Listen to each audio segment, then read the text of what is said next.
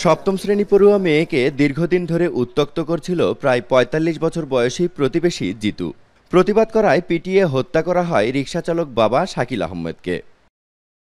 বগুড়া শহরের শিববাটি এলাকায় এই ঘটনা ঘটে। স্বজনরা জানান, একই এলাকার বাসিন্দা জেলা স্বেচ্ছাসেবক দলের সহ সাধারণ সম্পাদক জিতু ইসলাম প্রতিবেশী শাকিলের মেয়ের সাথে তার বিয়ে দেওয়ার জন্য জোর করতে থাকে।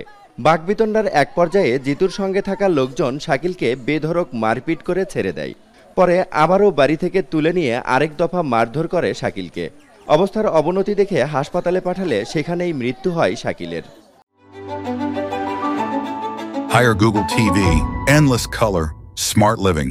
মানে আমার মেয়ে করলে রাস্তাঘাটে করে ডিস্টার্ব করে, তখন আমার স্বামী শুনতে পায়, একবার মারে।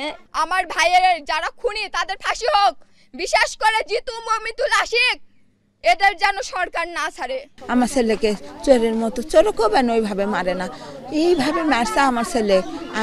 আমার ছেলে যারা যারা মারছে আমি তার ঘরে ফাঁসি চাই। হত্যার ঘটনায় অভিযুক্ত প্রধান আসামিসহ ৩ জনকে আটক করা হয়েছে।